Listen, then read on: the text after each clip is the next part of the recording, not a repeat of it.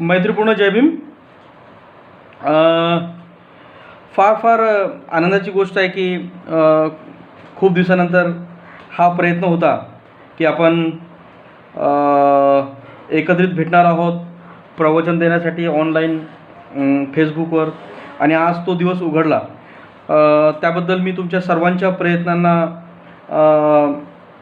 प्रयत्नांचे आभार व्यक्त करतो, पुण्यानुमोदन करतो, आणि तुम्ही सर्वजण आनंदी असाल अशी पण सदिच्छा व्यक्त करतो. कारण माझं प्रवचन सुरू होण्याच्या अगोदर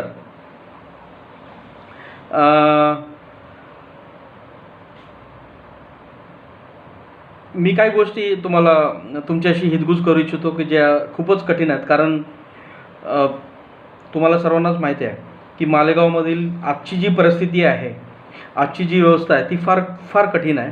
कारण आम्ही टी व्हीच्याद्वारे महाराष्ट्रामध्ये काय चाललं आहे, काय होत आहे, हे पाहण्याचा आम्ही प्रयत्न करत असतो. आणि त्यातल्या त्यात मालेगावमध्ये असं ऐकू आहे की खूप जास्त कोरोनाचे पेशंट मिळत आहेत, हे का नाही, खूप जास्त कोरोनाचे पेशंट भेटत आहेत. तर माझी तुमच्या सर्वांना विनंती आहे की तुम्ही सर्वजण सुरक्षित राहा, घरामध्ये राहा आणि स्वतःकडे पाहण्याचा प्रयत्न करा.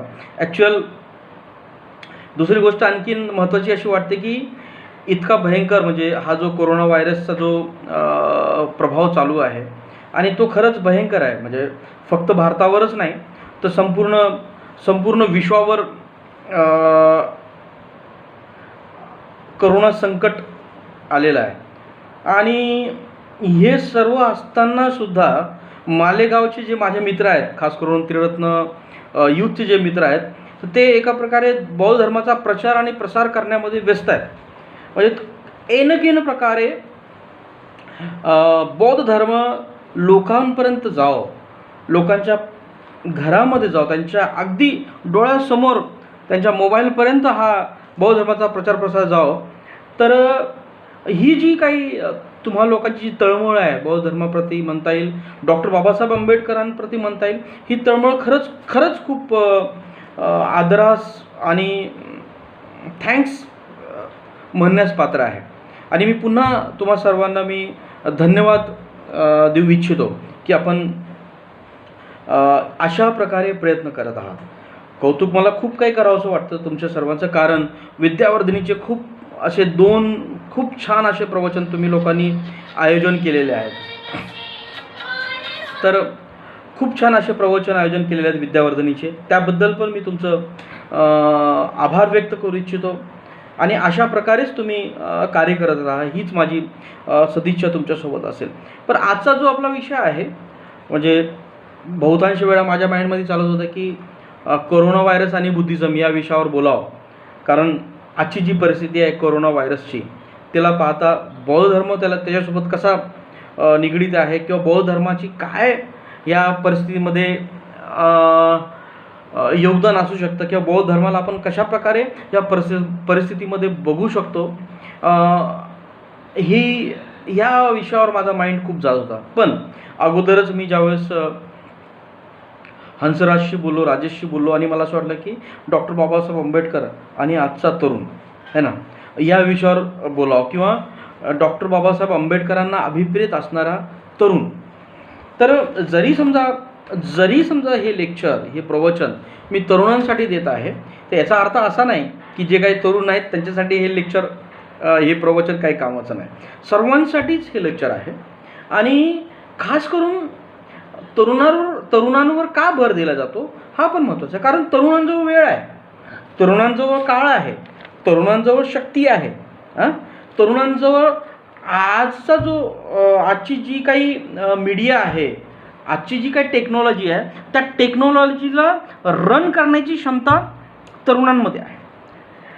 आणि बऱ्याचदा इथेच नाही, आत्ताच नाही तर भूतकाळामध्ये पण डॉक्टर बाबासाहेब आंबेडकरांना वाटतच होतं की तरुण हा खूप काही करू शकतो. तरुण हा होणाऱ्या तरुण लोकांसाठी करू शकतो, जे आजचे लहान लेकरं आहेत. तर तरुण हा जे काही वयोवृद्ध आहेत, जे काय पुढं चालले त्यांच्यासाठीही खूप काही करू शकतो. ही फार मजेची गोष्ट आहे, त्याला बघणं पण आपल्याला फार गरजेचं आहे. आणि आपण पाहणारच आहोत की डॉक्टर बाबासाहेब आंबेडकरांना पाहत असताना त्यांना खूप काय म्हणतात त्याला, खूप दृष्टिकोनातून आपण त्यांना पाहू शकतो. त्यांचं जर ॲनालिसिस केलं तर आपल्या लक्षात येईल की डॉक्टर बाबासाहेब आंबेडकरांवर बोलण्यासाठी आता जर समजा 1 तास 2 तास 10 तास आणि संपूर्ण आयुष्य पण कमी पडेल. कारण डॉक्टर बाबासाहेब आंबेडकर हे व्यक्तिमत्व होतंच तसं. कारण आपण बघतो की डॉक्टर बाबासाहेब आंबेडकरांनी प्रत्येक क्षेत्रामध्ये काम केलेलं आहे, प्रत्येक अंगामध्ये त्यांनी काम केलेलं आहे. मग ते आर्थिक क्षेत्र असो, सामाजिक क्षेत्र असो, राजनीतिक क्षेत्र असो किंवा धार्मिक क्षेत्र असो, ह्या संपूर्ण क्षेत्रांमध्ये डॉक्टर बाबासाहेब आंबेडकरांनी काम केलेलं आहे. तर त्यांनी फक्त कामच केलं नाही, तर त्याच्यामध्ये ते निष्णात आहेत, त्याच्यामध्ये ते पारंगत आहेत. त्यांच्यासारखा व्यक्ती सध्या पण आज पण भारतामध्ये आपल्याला पाहायला मिळणार नाही. की डॉक्टर बाबासाहेब आंबेडकर सारखा व्यक्ती जो संपूर्ण अंगामध्ये तो निपुण आहे, निष्णात आहे, असा व्यक्ती जर कोण असेल तर तो आहे डॉक्टर बाबासाहेब आंबेडकर. त्यामुळेच जगातील सर्वश्रेष्ठ डॉक्टर बाबासाहेब आंबेडकर आहेत असं आपल्याला म्हणता येईल. त्यांना आणखीन तोड नाही आहे. त्यांना का तोड नाही आहे मला सांगावंसं वाटतं की आपल्या ज्या भारताची राज्यघटना आहे, आपल्या भारताची राज्यघटना, आज काही लोक म्हणतात की राज्यघटना काही कामाची नाही, त्याला बदलून द्या. ठीक आहे, बदला रे बाबा. पण का 1927 मध्ये इंग्रजांनी भारताची घटना लिहिण्यासाठी, तुम्हाला सर्वांना माहीत असेल, 2 वेळा संधी दिलेली आहे भारताला, आणि दोन्ही वेळा भारतीय राज्यघटना लिहिण्यात आलेली आहे आणि ती भारतीय राज्यघटना डस्टबिनमध्ये फेकून देण्यात आली, कारण तिचं काहीच व्हॅल्यू नव्हतं. आणि म्हणून सरतेशेवटी डॉक्टर बाबासाहेब आंबेडकरच हे असे व्यक्ती होते की जे भारताची राज्यघटना लिहू शकले. फार मोठी गोष्ट आहे, फार फार महत्त्वाची गोष्ट आहे. त्यावेळेस पण असा कोणी नव्हता की ह्या देशाची राज्यघटना चांगल्या प्रकारे लिहू शकेल. फक्त एकमेव असे व्यक्ती होते, ते होते डॉक्टर बाबासाहेब आंबेडकर. मित्रांनो, ही फार विचार करण्यासारखी गोष्ट आहे. पण मी तर म्हणतो की डॉक्टर बाबासाहेब आंबेडकरांनी हे एकच काम एवढं केलं आहे की लोकांनी ते करून दाखवावं. बाकीचे कामं तर सोडूनच द्या.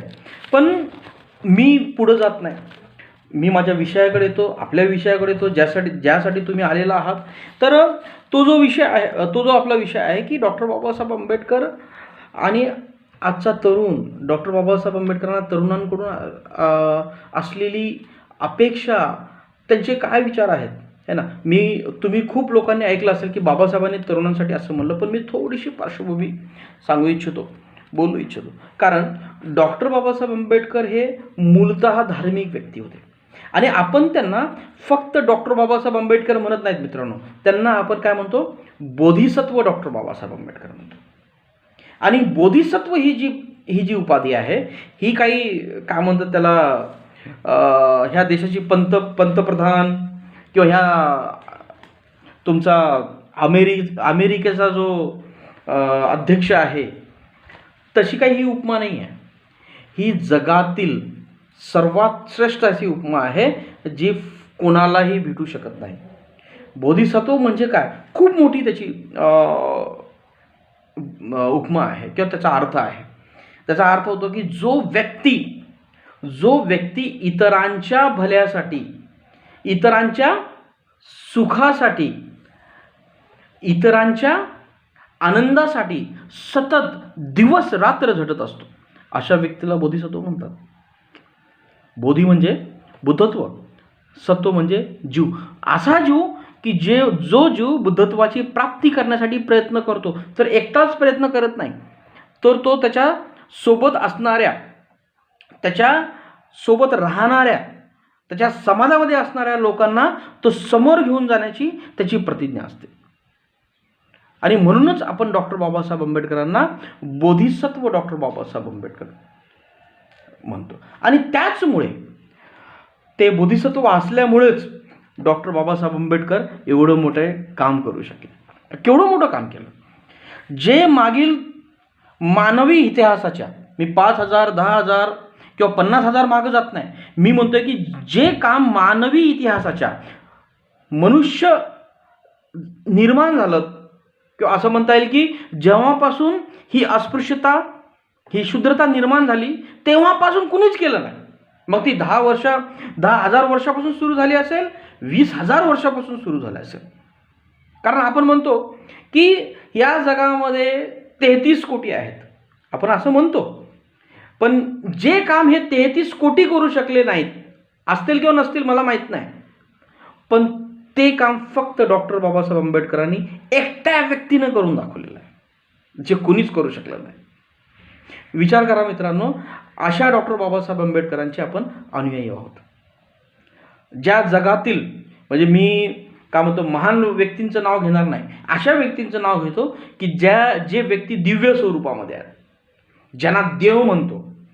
आणि अशा व्यक्तींबद्दल गोष्ट करते की काही लोक असं म्हणतात की आता ही हवा येते ना, ही हवा पण त्यांच्या आज्ञेबगर हलू शकत नाही. झाड, हे काय नाही, हवा येऊ शकत नाही. झाडाचं एक पान पण जर त्यांची आज्ञा नसेल तर झाडाचं पान पण हलू शकत नाही. असा पण व्यक्ती ज्याच्याजवळ एवढी क्षमता आहे, अशा व्यक्तीने पण ते जे काम करू शकले नाही ते फक्त एकट्या डॉक्टर बाबासाहेब आंबेडकरांनी केलेलं आहे. आणि तो जो व्यक्ती होता तो हळा मासाचा होता, तुमच्यासारखा आणि माझ्यासारखा. आता देव ही संकल्पना असेल नसेल काय माहीत नाही, कोण बघायला गेला असेल नसेल काय माहीत नाही, पण जे काम हे करू शकले नाहीत एवढे श्रेष्ठ लोक, ते काम फक्त एका हाडामासाच्या माणसानं करून दाखवलेलं आहे. आणि ते माणूस कोण आहे? डॉक्टर बाबासाहेब आंबेडकर. मग हे डॉक्टर बाबासाहेब आंबेडकर हे काम का करू शकले? मी पहिले सांगितले, कारण ते बोधिसत्व होते. तर हे बोधिसत्व ते काय असेच बनले नाहीत, म्हणजे जन्माला आले आणि बनले असे नाहीत. त्यांनी खूप प्रयत्न केलेला आहे त्यांच्या जीवनामध्ये. त्यांनी समाजामध्ये असणाऱ्या किंवा दुःखामध्ये पडणाऱ्या व्यक्तींकडे त्यांनी खूप बघितलेलं आहे. आज आपल्यासमोर खूप असे दुःखी लोक आहेत ज्यांना आपण बघतो, पण ती भावना निर्माण होत नाही किंवा त्यांचं आम्ही काहीतरी केलं पाहिजे किंवा त्यांना आम्ही उच्चतम मार्गाला घेऊन गेलं पाहिजे. पण डॉक्टर बाबासाहेब आंबेडकरांनी ते काम केलं. ते का केलं? कारण त्यांच्यामध्ये, म्हणजे मला माहीत नाही, पण हे जे मोठे ग्रंथ आहेत, खास करून रत्नावलीमध्ये आचार्य नागार्जुनाने लिहिलेलं आहे, किंवा बनते संरक्षितांनी पण त्यांचे जे 10 आधारस्तंभ हे पुस्तक आहे, त्याच्यामध्ये द्वेषाबद्दल लिहिताना म्हणतात की एखादा व्यक्ती केव्हा इतरांची मदत करू शकतो, एखादा व्यक्ती केव्हा इतरांची मदत करू शकतो, कारण असं म्हणतात की त्याच्याजवळ परात्मसमता आणि परात्म परिवर्तन असणं गरजेचं असतं, है ना? काय असणं गरजेचं असतं? परात्मसमता आणि परात्म परिवर्तन. परात्मसमताचा अर्थ असा होतो की परात्मसमता म्हणजे स्वतःला आणि इतरांना समान पाहणं. परात्मसमतेचा अर्थ काय होतो? स्वतःला आणि इतरांना समान पाहणं. आणि हे काम डॉक्टर बाबासाहेब आंबेडकरांनी केलेलं आहे. ते जरीही वेल एज्युकेटेड असतील, जरी ते खूप उच्चतम मानसिकतेला गेलेले असतील, पण त्यांनी त्यांच्या समाजामध्ये असणाऱ्या किंवा कोणत्याही समाजाचा, फक्त त्यांच्याच समाजाचा नाही, कोणत्याही समाजाच्या व्यक्तीला त्यांनी काय म्हणतात, समान बघितलेलं आहे. आणि समान बघितलं म्हणून तो कार्य करू शकले. फॅन बंद करायला. समान बघितलं म्हणून तर ते करू शकले ना, मोठ्यावाले. हां, कारण जो व्यक्ती इतरांना उच्च नीचतेने बघतो, तो व्यक्ती कधीही इतरांसाठी काम करू शकत नाही, है ना? जर समजा उदाहरणार्थ समाजामध्ये आपण अर्थ बघतो किंवा आपण आपल्यामध्ये बघतो, एखादा खूप मोठा शिकलेला सवरलेला व्यक्ती असेल तर त्याची छाती अशी फुललेली असते. त्याला असं, I am well educated person, माझ्यासारखं ह्या जगामध्ये कुणीच नाही, असं त्याला वाटतं. आणि मग तो जो कमी शिकलेले जे लोक असतात ना, त्यांना तो काय करतो? कमी समजतो. ज्याच्याजवळ हे खूप आहे, धन पैसा भरपूर, तो सगळ्यांना नोकर समजतो. पण डॉक्टर बाबासाहेब आंबेडकर हे असे व्यक्ती होते की त्यांची ना धनाने कोणी बरोबरी करू शकत होतं, ना ज्ञानाने कोणी बरोबरी करू शकत होतं, ना व्यक्तिमत्वाने कोणी त्यांची बरोबरी करू शकत होतं. कारण मी धनाने का म्हणतो, असं म्हणतात की डॉक्टर बाबासाहेब आंबेडकर हे फार गरीब होते ना, त्यांच्याजवळ पैसा नव्हता, पण त्यांच्या मनामध्ये जर आलं असतं तर त्यांनी अरबो रुपये कमवले असते स्वतःसाठी. तुम्ही वाचून बघा, तुम्ही डॉक्टर बाबासाहेब आंबेडकरांचं जीवन चरित्र वाचा. ज्यावेळेस त्यांनी बौद्ध धर्माची दीक्षा घेण्याचे आव्हान केलं येवलेला, त्यावेळेस त्यांना खूप ऑफर आले की डॉक्टर बाबासाहेब आंबेडकर, आम्ही तुम्हाला करोडो रुपये देतो, तुम्ही आमच्या धर्मामध्ये या. आणि बाबासाहेबांची जर इच्छा असती की माझं घर मला भरायचं, माझ्या लेकरा बाळांना मला सुखामध्ये ठेवायचं आहे, माझ्या पत्नीला मला चांगल्या साड्या घालायच्या, तर डॉक्टर बाबासाहेब आंबेडकरांनी खूप मोठा पैसा कमवला असतात मित्रांनो. त्या अर्थाने मी म्हणतो की बाबासाहेबांसारखा धनवान पण तुम्हाला शोधून मिळणार नाही, पण त्या व्यक्तीने कधीही कोणाला उच्चतम किंवा नीचतेचा आणि उच्चतेची वागणूक दिलेली नाही. अर्ध्या रात्री डॉक्टर बाबासाहेब आंबेडकरांच्या घरी जर कुणी गेले काही प्रश्न घेऊन, तर बाबासाहेब त्यांना आधी विचारायचे, तुम्ही जेवण केलं का? ते म्हणायचे नाही, तर थांबा. आणि असं म्हणतात की डॉक्टर बाबासाहेब आंबेडकर स्वतःच्या हाताने जेवण बनवायचे. एक असा व्यक्ती की ज्याची बरोबरी कोणी करू शकत नाही, पण तो व्यक्ती दुसऱ्यांसाठी जेवण बनवतो. किती परात्मसमता होती, किती समानता होती. त्यांनी कधीही भेद मुलांमध्ये आणि इतरांच्या मुलांमध्ये नाही केला. त्यांनी जर भेद केला असता ना, माझे मुलं आणि इतरांची मुलं, मित्रांनो मी आज छाती ठोकून सांगतो, तुम्ही आणि मी इथे नसतो, तुम्ही आणि मी इथे बसलेलो नसतो. मी हे तुमच्यासमोर जे कम्युनिकेशन करतोय आज 1200-1500 किलोमीटर दूर बुद्धगयाहून, हे मी करू शकलो नसतं, कारण माझी ती अवकातच नव्हती हो. फक्त डॉक्टर बाबासाहेब आंबेडकरांच्या या परात्मसमतेमुळे मी आज इथे बसलेलो आहे. तुम्ही जे मला बघतात, जो मी हे कपडे घालून बसलेलो आहे, हे केसा घालून बसलेलो आहे, तुम्ही मला प्रेमानं ऐकतात, फक्त डॉक्टर बाबासाहेब आंबेडकरांच्या या परात्मसमतेमुळे. जर हा भेद जर डॉक्टर बाबासाहेब आंबेडकरांनी केला असता ना, तर तुम्ही आणि मी कुठेच नसतो. आणि ही परात्मसमता डॉक्टर बाबासाहेब आंबेडकरांची होती. दुसरं जे त्यांच्यामध्ये बाब होती ते होतं परात्म परिवर्तन. आपल्या जागी इतरांना पाहणे किंवा इतरांच्या जागी आपल्या स्वतःला पाहणे फार मोठी गोष्ट आहे. एखाद्या व्यक्तीला त्रास होतो, आपण उघड्या डोळ्याने पाहत असतो, पण तो त्रास काय आहे, तो त्रास कसा आहे मी अनुभव करू शकत नाही. तो त्रास मी अनुभव करू शकत नाही. आणि जोपर्यंत तो त्रास मला होणार नाही, तोपर्यंत त्या व्यक्तीला मला काय मदत करायची हा पण मी विचार करू शकत नाही मित्रांनो. फार फार फार महत्त्वाचं हे तत्व आहे. हे तत्व जरी नागार्जुनांनी त्यांच्या ग्रंथामध्ये सांगितलं असेल, पण डॉक्टर बाबासाहेब आंबेडकरांनी हे तत्व जगलेलं आहे. आणि हेच डॉक्टर बाबासाहेब आंबेडकरांचं म्हणणं असेल की हे तत्व आम्ही पण जगले पाहिजे. आज आपण बघतोय, आज करोनामुळे किंवा जे काही म्हणतात, ह्या घरचे जे मुख्य आहेत, म्हणजे ह्या भारताचे जे मुख्य आहेत, त्यांच्यामुळे आज परिस्थिती एवढी बिकट झालेली आहे की रोडाने लोक चालत आहेत, लोक मरत आहेत.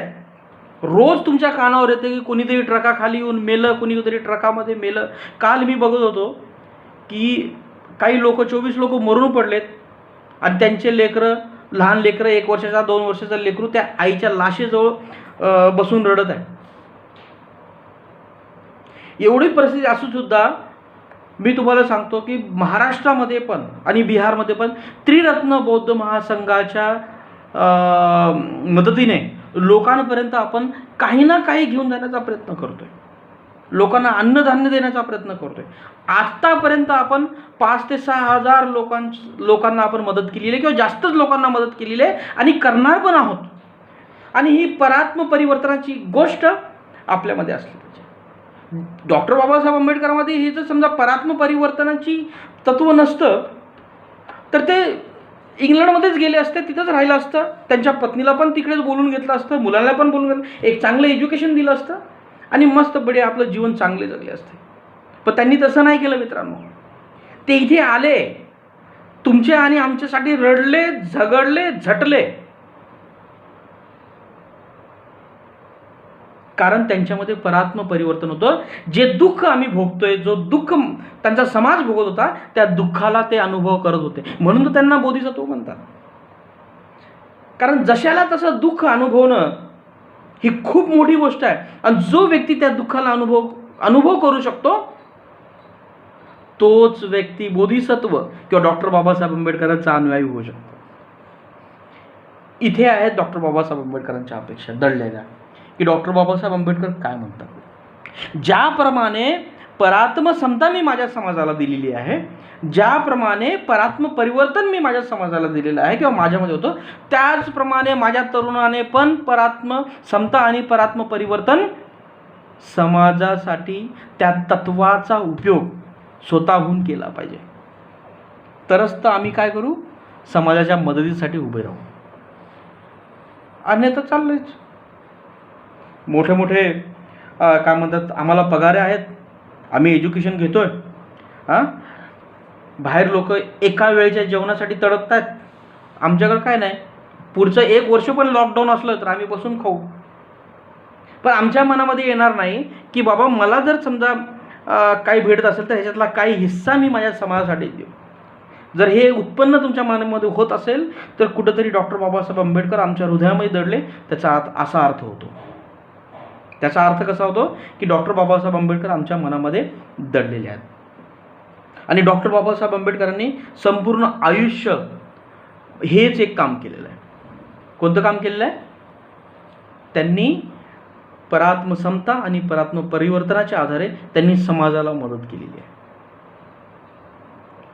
मग पुढे आणखीन आपण जाऊया. मग बाबासाहेबांनी आणखी काय केलं बरं? एक महत्त्वाची गोष्ट आहे. तुम्ही जर समजा बुद्धांनी त्याचा धर्मग्रंथ वाचला, त्याच्यामध्ये बोधिसत्वाच्या 4 प्रतिज्ञा आहेत किंवा त्या 4 प्रतिज्ञा आहेत ज्या बाबासाहेबांनी आम्हाला घ्यायला सांगितल्या. त्यापैकी एकच प्रतिज्ञेचा मी इथे उल्लेख करू इच्छितो. कारण जर समजा 4 प्रतिज्ञेबद्दल बोलायला झालं तर पूर्ण ते एक वेगळं प्रवचन होऊन जाईल. आणि ती जी पहिली जी प्रतिज्ञा आहे ती आहे की आपण शपथ ग्रहण करूया भवसागर पार करण्याची. बाबासाहेब काय म्हणतात की आपण प्रतिज्ञा करूया भवसागर पार करण्याची. आता हे भवसागर काय आहे है ना? आपण त्याला काय म्हणतो की हे भवसागर आहे. तर ह्या सांसारिक जीवनाला भवसागर म्हटलेलं आहे. आणि बाबासाहेब सांगतात की या सांसारिक जीवनाला पार करण्याची शपथ आपण ग्रहण करूया. मग हे भवसागर का पार करायला सांगतात बाबासाहेब? कारण मानवी जीवनाचं दुःख या भवसागरामध्ये आहे. मानवी जीवनाचं दुःख या भवसागरामध्ये आहे. जोपर्यंत हा व्यक्ती भवामध्ये राहील तोपर्यंत तडपत राहील, तोपर्यंत तो दुःखामध्ये राहील. मग त्याजवळ कितीही पैसे येऊ द्या, तो कितीही धनवान होऊ द्या, त्याजवळ कितीही चांगलं घर असू द्या, कितीही चांगली गाडी असू द्या, पण तो सतत दुःखामध्ये होळपत्र राहील. पहिली गोष्ट तर माणूस दुःखामध्ये आहे कारण त्याजवळ धन नाही, पैसा नाही, धन नाही, त्यासाठी तो तडपड करतोय, त्याच्या जीवाचे एलेलाले करतोय. पण इथे बाबासाहेब किंवा बुद्ध काय म्हणतात की ह्या सगळ्या गोष्टी तुम्हाला सुख देऊ शकत नाहीत बाबांनो, कारण ह्या सांसारिक जीवनामधल्या गोष्टी आहेत. आणि सांसारिक जीवनामध्ये कोणतीही अशी गोष्ट नाही की जी तुम्हाला सुख देऊ शकते. म्हणून बाबासाहेब इथं प्रतिज्ञा देतात आपल्याला, म्हणतात की आपण भवसागर पार होण्याची प्रतिज्ञा करूया. मग ह्या भवसागरामध्ये माणूस का बसलेला असतो, का फसलेला असतो? कारण त्याच्यामध्ये लोभ आहे, त्याच्यामध्ये द्वेष आहे आणि त्याच्यामध्ये अज्ञान आहे. मी हे प्रवचन देताना ह्या गोष्टी सांगतोय, मी तुमच्याशी बोलतोय, पण ह्याला कळणं समजणं एवढं सोपं नाही. म्हणजे माफ करा, म्हणजे मी पण बोलतोय पण याचा अर्थ असा नाही की मी समजलो. प्रयत्न कुठेतरी चालू आहे याला समजण्याचा. पण बाबासाहेबांनी या भवसागर पार होण्याची एक अपेक्षा त्यांच्या अनुयायीकडून त्यांनी अभिप्रेत केली आहे. त्यांना असं वाटतं की माझ्या समाजाने भवसागर पार नेण्यासाठी मदत करावी. आता मग प्रश्न असा निर्माण होतो की बाबासाहेबांनी बाबासाहेबांनी एज्युकेशन घ्यायला सांगितलं है ना, नोकरी घ्यायला सांगितली. तर जे काही दुःखाची जी आमची अवस्था आहे त्या दुःखाच्या म्हणजे संसारिक जीवनाच्या दुःखामधून वर उठायला सांगितलेलं आहे. आणि एकदा का तुमच्याकडे ते संसारिक सुख आलं मग तिथून वर जाण्यासाठी ते सांगतात, भवसागर पार करण्यासाठी सांगतात.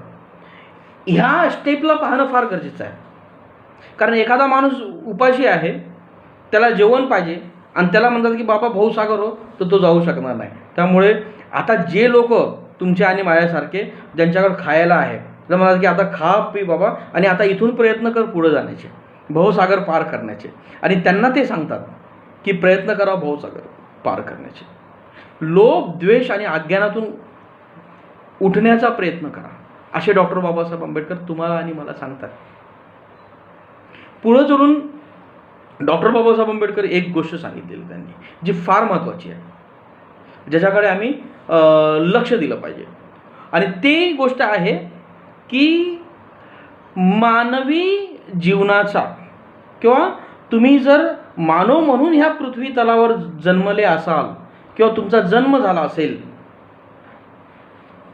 तर तुमच्या या जीवनाचं अंतिम लक्ष्य पण आहे, ध्येय पण आहे. आणि डॉक्टर बाबासाहेब आंबेडकर काय म्हणतात, तर ते ध्येय म्हणजे कमवणं नाही, गाड्या घोड्यामध्ये बसवणं नाही.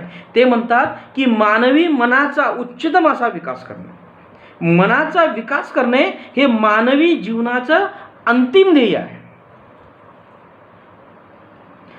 भंते संघरक्षित सांगतात की आम्ही बाते मानव, हा जो आमचा बायोलॉजिकली जो विकास आहे है ना, आम्ही जो डेव्हलप झालेलो आहोत, कुठंतरी मानवापर्यंत येऊन हे डेव्हलपमेंट किंवा हा विकास थांबलेला आहे.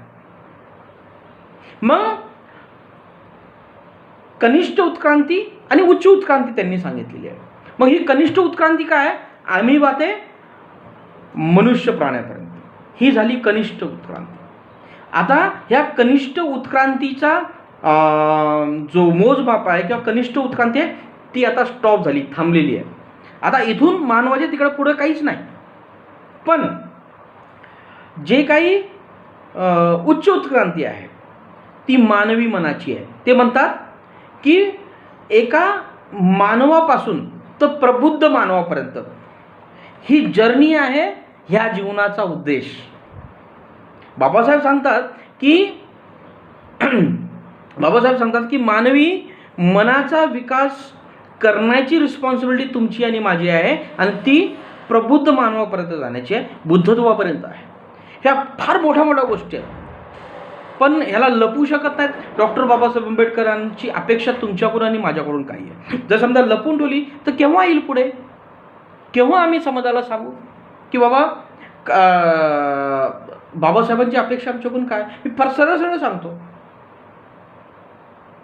तरच तर डॉक्टर बाबासाहेब आंबेडकरांचे अनुयायी आम्ही होऊ, तरच तर डॉक्टर बाबासाहेब आंबेडकरचा खरा तरुण अनुयायी म्हणून आम्ही पुढे येऊ.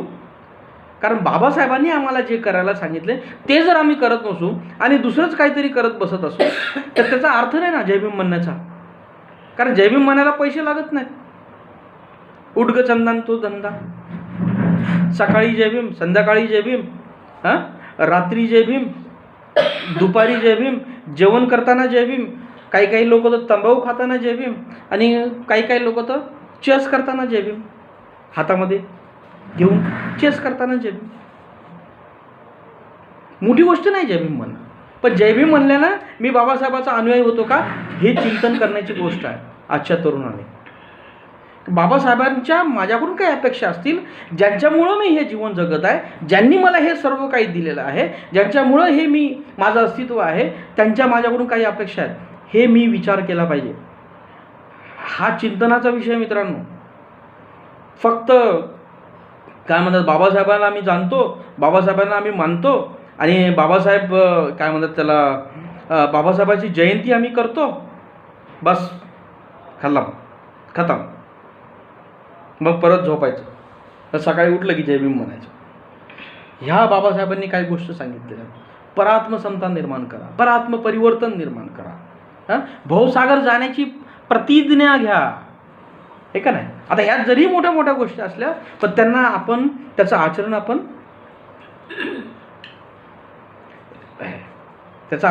करू शकतो. आणि हे करत असताना बाबासाहेब पण सांगतात आणि ह्या कोरोना व्हायरसने आपल्याला एक खूप चांगली हिंट दिलेली आहे मित्रांनो. कोरोना व्हायरसने आपल्याला खूप चांगली हिंट दिलेली आहे. कोरोना व्हायरसला हात नाहीत, कोरोना व्हायरसला पाय नाहीत किंवा कोरोना व्हायरसला तोंड पण नाही. त्या कोरोना व्हायरसजवळ मोठे मोठे काय म्हणतात त्याला वार करण्यासाठी हतियार पण नाहीत. कोरोना व्हायरस हा एक छोटासा काय म्हणतात त्याला व्हायरस आहे, पण त्याने संपूर्ण मानवजातीला हलवून ठेवलेला आहे है ना. ज्या व्यक्तीला कोरोना झाला आहे किंवा जो मृत्यूच्या दारी आहे त्याला विचारा, बाबा तुला काय पाहिजे? तो तुमच्याकडून पैसे, तुमच्याकडून धन, तुमच्याकडून दौलत मागणार नाही. तो म्हणेल मला फक्त हे जीवन पाहिजे. काय पाहिजे? मला हे जीवन पाहिजे. आणि त्याला जाऊन विचारा की हे जीवन किती महत्त्वाचं आहे. तो म्हणणार नाही की मला स्टेटस पाहिजे है ना, माझी वावा करा, हा पण म्हणणार नाही. फक्त तो म्हणेल की मला माझं जीवन आहे, मला जगायचं आहे आणि माझ्या जीवनामध्ये मला काहीतरी चांगलं करायचं आहे. हा ते तुम्हाला माहिती. जगामध्ये असे हत्यारे आहेत की एकाच वारमध्ये भारतासारखे देश समाप्त होऊ शकतात, पण कोणाची हिंमत नाही मित्रांनो त्या व्हायरसला संपवण्याची. कठीण आहे का नाही? विचार केला तर खरंच हसू येईल. खरंच असं वाटेल की किती मोठी गोष्ट आहे. तर ह्या एका कोरोना व्हायरसने सर्वाला हलवून ठेवलेलं आहे. तो विचार करा जीवनाचं काय. मी आज बसलोय तुमच्यासोबत बोलतोय, पण जर समजा मला जर कोरोना व्हायरस झाला तर तुम्ही पण नसणार माझ्या मैतीला, माझ्या अंतिम यात्रेला. काय आहे या जीवनाचा अर्थ? म्हणून बाबासाहेब म्हणतात की या जीवनाचं ध्येय आहे ते साध्य करण्यासाठी आपण झडलं पाहिजे, आपण लढलं पाहिजे, आपण पुढं गेलं पाहिजे, आणि ते आहे आपल्या स्वतःच्या मनाचा विकास करणं. मग बाबासाहेब तरुणांकडून काय अभिप्रेत करतात? बाबासाहेब म्हणतात की तरुणांनी ट्रेनिंग घेतली पाहिजे, प्रशिक्षण घेतलं पाहिजे. आपण ट्रेनिंग करतो, प्रशिक्षण करतो, पण अशा गोष्टीचं प्रशिक्षण घेतो, अशा गोष्टीची आपण ट्रेनिंग करत असतो की जे आपले पोटाचे खळगे भरतील. पण आपण आपल्या मनाचा जे काही तो जो विकास आहे तो विकास करण्यासाठी आपण काहीच प्रयत्न करत नसतो. त्याला खऱ्या अर्थाने डॉक्टर बाबासाहेब आंबेडकर म्हणले की एज्युकेट व्हा, शिक्षित बना. बाबासाहेबाचे जर समजा ते बघितलं आपण की दोन अर्थ आहेत. शिक्षित बना, शिक्षित म्हणजे ट्रेनिंग आहे आणि ते ट्रेनिंग आहे मनाचं ट्रेनिंग. जे लोक बाबासाहेबाला जाणतात किंवा पूर्वीचे लोक होते त्यांनी ॲज अ शिक्षित बनव म्हणून त्यांनी खूप एज्युकेशन केलं, काहीच वाईट नाही. बाबासाहेबाचं म्हणणं पण तसंच होतं.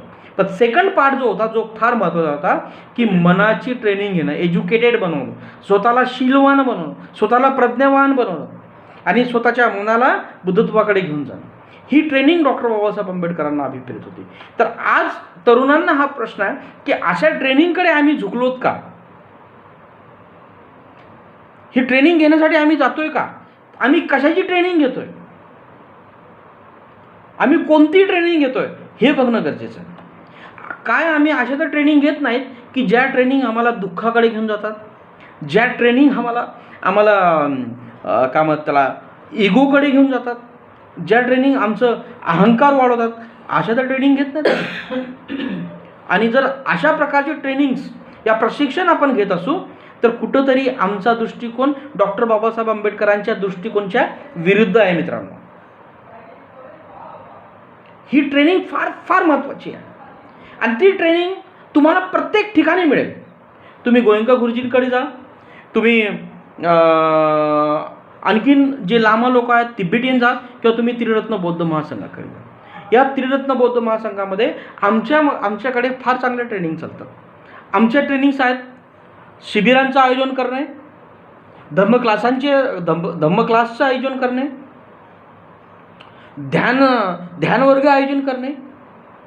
आमच्याकडे कल्याण मित्रता आहे, आमच्याकडे धम्माभ्यास आहे. अशा प्रकारे त्रिरत्न बौद्ध महासंघाच्या द्वारे मनाची ट्रेनिंग दिली जाते. एका अर्थाने डॉक्टर बाबासाहेब आंबेडकरांना अभिप्रेत असणारा व्यक्ती घडवण्याचं काम त्रिरत्न बौद्ध महासंघाच्या द्वारे होत असतं. ह्या ट्रेनिंग कुठे होतात? सगळीकडे चालतात. तर प्रश्न हा निर्माण होतो, काय अशा प्रकारच्या ट्रेनिंगमध्ये बाबासाहेबांचा अनुयायी म्हणून मी इन्व्हॉल्व आहे का? मी जातो का? माझं म्हणणं हे नाही की तुम्ही तुमचं पूर्ण आयुष्य द्या. माझं म्हणणं हे नाही की तुम्ही तुमचे कामधंदे सोडा आणि ट्रेनिंगच घेत बसा. पण थोडं तरी वेळ देतो का? ॲज अ तरुण म्हणून मी ध्यानाला बसतो का? मी ध्यानाची प्रॅक्टिस करतो का?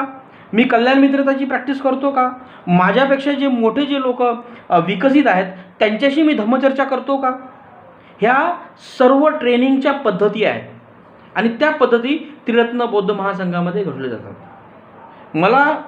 मला आठवतं, माझं उदाहरण देतो तुम्हाला, आणि उदाहरण देताना मला भीती वाटत नाही, वाईट पण वाटत नाही, किंवा माझ्यामध्ये तो अहंकार पण नाही. मी ज्यावेळेस त्रिरत्न बौद्ध महासंघाच्या संपर्कामध्ये आलो त्यावेळेस मला असं वाटलं की मी केव्हा डॉक्टर बाबासाहेब आंबेडकरांचा खरा अनुयायी होऊ शकतो, हा प्रश्न माझ्या मनामध्ये आला. आणि मला असं वाटलं की खरंच बाबासाहेबांनी ॲज अ तरुण म्हणून माझ्याकडून काय अपेक्षा असतील. तर मला असं वाटलं की बाबासाहेब म्हणतात की बुद्धवजना अशा ठिकाणी जा की ज्या ठिकाणी खरंच धम्माची गरज आहे, अशा ठिकाणी जा ज्या ठिकाणी खरंच डॉक्टर बाबासाहेब आंबेडकरांची गरज आहे. आणि मला असं वाटलं का ना आपण जावं कुठं लांब. आणि माझे कल्याण मित्रांनी मला ती संधी उपलब्ध करून दिली आणि मला म्हणले की तू जातो का बिहारला. माझा बोरी बिस्तर बांधला आणि मी बिहारमध्ये आलो. माझी लहान मुलगी जी फक्त 6 महिन्याची होती त्यावेळेस मी बिहारमध्ये बौद्ध धर्माचा प्रचार आणि प्रसार करण्यासाठी आलो. आणि त्यावेळेस आज मला असं वाटतं की खरंच जरी मी डॉक्टर बाबासाहेब आंबेडकरांचा 100% अनुयायी बनू शकलो नाही, पण 5% तरी मी बनू शकलो. कुठेतरी ती संधी मला मिळाली आहे ना. मरताना एक आनंद तर होईल की चला बाबा, डॉक्टर बाबासाहेब आंबेडकरांनी जे मला करायला सांगितलं ते थोडंफार तरी मी केलेलं आहे. मरताना एक काय त्याला म्हणतात समाधान तर राहील है ना. आज मला 10 ते 11 वर्ष होत आहेत इथे येऊन. मी काम करतोय, माझ्या परीनं काम करतोय, चुका करत करत काम करतोय. चुका होतात, चुकांना सुधरवतो, काम करतो. माझं हे म्हणणं नाही मित्रांनो की डॉक्टर बाबासाहेब आंबेडकर म्हणजे जसं मी केलं तसं तुम्ही करा, तुम्ही कुठंतरी आणखीन जा, माझं हे म्हणणं नाही. पण ज्या ठिकाणी तुम्ही काम आहात, ज्या ठिकाणी तुम्ही राहता, ज्या ठिकाणी आपला समाज आहे, ज्यांना डॉक्टर बाबासाहेब आंबेडकर जाणून घेण्याची गरज आहे, काय मी तिथपर्यंत तरी पोचतो का? त्यांच्यापर्यंत मी तिथपर्यंत तरी जातो का? हा प्रश्न आपल्या स्वतःच्या मनामध्ये उत्पन्न करा. आणि हा जर तुमच्या मनामध्ये प्रश्न उत्पन्न होत असेल तर समजा कुठंतरी डॉक्टर बाबासाहेब आंबेडकर माझ्यामध्ये उतरतायत, कुठंतरी डॉक्टर बाबासाहेब आंबेडकर माझ्या मनामध्ये येत आहेत, कुठंतरी मी त्यांचा अनुयायी बनतोय.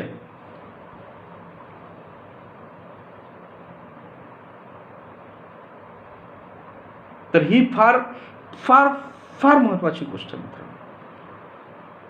जर तुम्ही ते करू शकत नसाल तर मी म्हणतो कमीत कमी 20 ते 25 मिनटं ध्यानाला बसा. जिथे कुठे धम्मवर्ग चालत असतील त्या धम्मवर्गांना जा. जर वर्षातून 2 ते 3 तुम्हाला शिबिरं करता येतील ते शिबिरं करा. जिथे कुठे मनाची ट्रेनिंग होत असेल तिथे जाऊन मनाची ट्रेनिंग घ्या. मला हे म्हणायचं नाही की तुम्ही एका विशिष्ट ठिकाणीच जा. ज्या ठिकाणी तुम्हाला वाटेल त्या ठिकाणी तुम्ही जा. फक्त आपल्या मनाला सुसंस्कृत करण्याचा प्रयत्न करा. शेवटी बाबासाहेब म्हणतात की जर संसार सुखाचा करायचा असेल तर धर्मांतर करा. तीच गोष्ट याच्यामध्ये आहे. ठीक आहे, नका बनू बुद्ध, पण कमीत कमी आमचा संसार सुखाचा करण्यासाठी तरी आम्ही प्रयत्न करू शकतो. जर बौद्ध धर्माचं आम्ही आचरण केलं तर ज्या परिवारामध्ये मी राहतो, ज्या समाजामध्ये मी राहतो, तिथे मी थोडासा आनंद निर्माण करू शकतो. थोडासा का, पण मी आनंद निर्माण करण्याची क्षमता माझ्यामध्ये येऊ शकते. आणि म्हणून हेच आव्हान डॉक्टर बाबासाहेब आंबेडकरांनी तरुणांना केलेलं आहे मित्रांनो. मी आणखी जास्त पुढे जात नाही. ऑलरेडी मला असं वाटतं की आपला वेळ संपलेला आहे. जवळजवळ मी 40 ते 45 मिनटं बोललो. बरंच काही बोलण्यासारखं आहे, बरंच काही ठेवण्यासारखं आहे. आणि जर समजा इन द फ्युचरमध्ये आणखीन वेळ मिळाला तर आपण आणखीन ही दुरुस्त करू, बोलूया. पण ज्या काही डॉक्टर बाबासाहेब आंबेडकरांना अभिप्रेत असणाऱ्या ज्या काही गोष्टी आहेत तरुणांकडून, त्या मी ठेवण्याचा प्रयत्न केला. ज्याच्यामध्ये सगळ्यात जी महत्त्वाची गोष्ट आहे की पहिली आहे परात्मसमता, परात्मपरिवर्तन आपल्या स्वतःमध्ये निर्माण करणं. दुसरी गोष्ट आहे की एज्युकेशन, प्रशिक्षण, असं प्रशिक्षण की जे मनाला उच्चतम विकासाकडे घेऊन जाणारं प्रशिक्षण असेल. आणि शेवटी खरंच हा विचार करा, मानवी ॲज अ मानव म्हणून आपण जे काही जन्माला आलो त्याचा अंतिम उद्देश काय आहे ते पण बघा. कारण मला असं वाटतं की मानवमेढ ज्या काही मानवानी गोष्टी बनवलेल्या आहेत, वस्तू बनवलेल्या आहेत, तर त्या जीवनाचा अंतिम ध्येय होऊ शकत नाही. कागदामध्ये, सिमेंटांमध्ये आणि टेक्नॉलॉजीमध्ये मानवी जीवनाचं अंतिम लक्ष राहू शकत नाही. मी म्हटलं म्हणून तुम्ही विचार करू नका, मी सांगत आहे म्हणून विचार करू नका. परत परत बाबासाहेबांना वाचा, परत परत डॉक्टर बाबासाहेब आंबेडकरांना वाचा. आणि असे डॉक्टर बाबासाहेब आंबेडकर वाचा की जे खरंच परिपक्व डॉक्टर बाबासाहेब आंबेडकर आहेत. कारण बाबासाहेबांना तर घेऊन खूप लोक पळतात. कुणी सामाजिक डॉक्टर बाबासाहेब आंबेडकर घेऊन पळतो, तर कुणी आर्थिक डॉक्टर बाबासाहेब आंबेडकर घेऊन पळतो, तर कुणी राजकारणी डॉक्टर बाबासाहेब आंबेडकर घेऊन पळतो, तर कुणी धार्मिक डॉक्टर बाबासाहेब आंबेडकर घेऊन. चिंतन करा, ॲनालायसिस करा, विश्लेषण करा की कोणते डॉक्टर बाबासाहेब आंबेडकर माझ्या जीवनासाठी महत्त्वाचे आहे. कारण समाजामध्ये बघतो की ज्या डॉक्टर बाबासाहेब आंबेडकरांनी लोकांचे खिसे भरतील, खिसे गरम होतील, असा डॉक्टर बाबासाहेब आंबेडकर घेऊन लोक पळतात. मी त्यातला कोण आहे हे चिंतन करण्याचा प्रयत्न करा तर. आणि खास जी गोष्ट आहे ती ही की तरुणांचा हा विषय आहे. ज्या लोकांचं वय झालं ते वाट बघतात. कशाची वाट बघतात? जाण्याची. त्यांना काही घेणं देणं नाही. आता जे काही लहान आहेत ते शिकतात. त्यांच्यासमोर जर आदर्श उभे राहतील तर ते त्यांच्या आदर्शाकडे बघून शिकतील. आणि त्यांचे आदर्श कोण आहे? आजचा तरुण. त्यांचा आदर्श कोण आहे? आजचा युवा. आणि आम्ही जर आदर्श बनून उभे राहिलो तर मागून जे काय आमचा युवा जो आमच्या मागे येतोय तो आम्हाला आदर्श मानेल आणि आमच्या पावलावर पाऊल ठेवून पुढे जाईल. तरच आमच्या समाजाची निर्मिती, ज्या डॉक्टर बाबासाहेब आंबेडकरांना अभिप्रेत आहे समाज, अशा समाजाची निर्मिती तुम्ही आणि आम्ही करू शकतो. म्हणून तरुण हा खूप खूप महत्त्वाचा आहे. तर पुन्हा मी माझं प्रवचन मी लांबवत नाही, मी त्याला आणखीन संपवण्याचा मी प्रयत्न करतो. तर मी पुन्हा मालेगावकरांचं मी खूप खूप खूप आभारी आहे की त्यांनी खूप चांगल्या प्रकारे म्हणजे हा जो कार्यक्रम ते घेत आहेत फेसबुकच्या माध्यमातून, तो कार्यक्रम घेण्याचा प्रयत्न करतात. त्यापैकी मी माझ्या काही मित्रांचं नाव घेऊ इच्छितो. त्यापैकी आहे विकास निकम, राहुल शिंदे, सुमित पवार, राकेश आहिरे, अमोल जगताप सर, सागर निकम, आकाश निकम, राहुल देवरे आणि रवींद्र आहिरे. या सर्वांचं मी पुनरावलोकन करतो मित्रांनो की तुम्ही खऱ्या अर्थाने डॉक्टर बाबासाहेब आंबेडकरांना अभिप्रेत असणारा समाज निर्मितीसाठी तुम्ही प्रयत्न करतात. मी पण माझ्याकडून तुमचा हात जोडून तुमचं पुनरावलोकन करतो. त्यातल्या त्यात माझे 2 मित्र हंसराज आणि राजेश, की जे माझे खूप चांगले जवळचे मित्र आहेत, ते नेहमी मला फॉलो करत असतात, ते माझ्याशी नेहमी बोलत असतात. त्यांचं पण मी खूप खूप पुनरावलोकन करतो. आणि तुमच्या या कार्याला, तुम्ही हे जे काम करत आहात ते काम असंच सतत तुम्ही चालू ठेवा, हीच अपेक्षा किंवा आशा ठेवून मी आजच्या या माझ्या प्रवचनाला मी समाप्त करतो. जय भीम. धन्यवाद. तुम्ही मला संधी दिली तुमच्यासोबत बोलण्याची, प्रवचन देण्याची. जर चुकून काही माझ्याकडून मिस्टेक झाली असेल तर तुम्ही मला माफ कराल अशी मी तुमच्याशी काय म्हणतात त्याला एक अपेक्षा करतो. मोठा भाऊ म्हणून, लहान भाऊ म्हणून, काही म्हणून तुम्ही मला माफ करताल अशी मी अपेक्षा व्यक्त करून माझे हे 2 शब्द इथे मी संपवतो. जय भीम. नमो बुद्धाय.